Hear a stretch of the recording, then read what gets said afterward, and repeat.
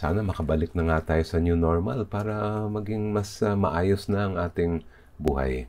At para mangyari din yun, dapat bumilis na yung pagbabakuna ng lahat. We cannot return to school and lead a more normal life, quote-unquote, until we have a high vaccination rate.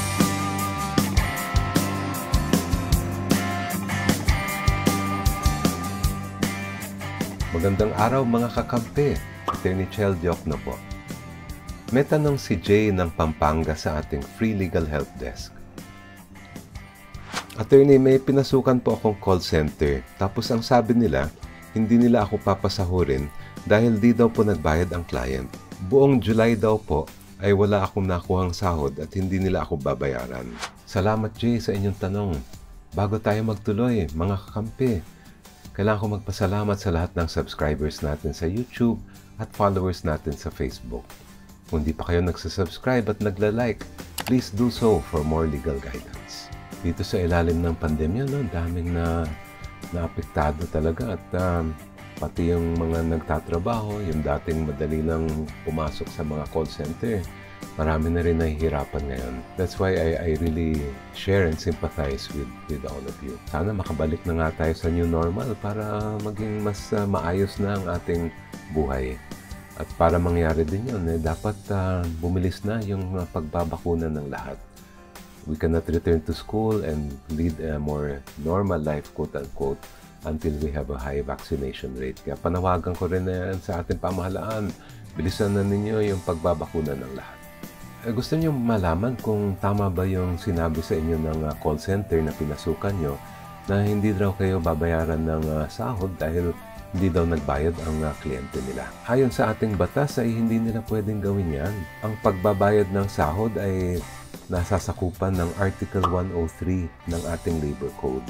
At nakalagay po ron na ang pagbabayad ng sweldo ay dapat gawin ng hindi bababa sa isang beses tuwing 2 linggo or once every 2 weeks o 2 beses sa isang buwan, twice a month, na may pagitang hindi lalampas sa 16 na araw.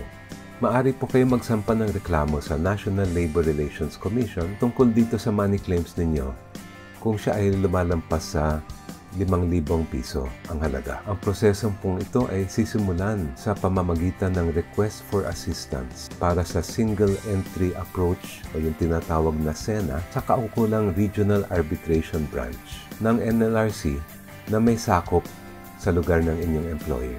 Kung sakop naman ng NCR ang inyong employer, maaari kayo mag-file online. Ang link ay naka-flash sa screen at makikita nyo rin sa description box. Kung ang money claims naman ninyo ay hindi lalagpas sa 5,000 piso, ang reklamo ay dapat isampa sa Regional Director ng DOLE Regional Office na may sakop sa inyong opisina.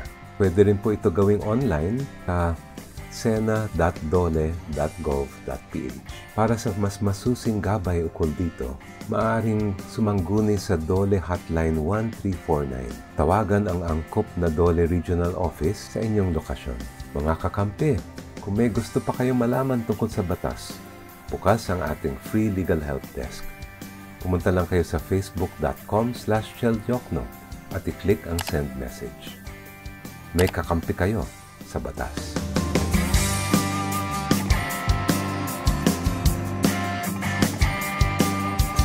Hello mga kakampi! Attorney Chel Diokno po. Like and subscribe for more legal guidance.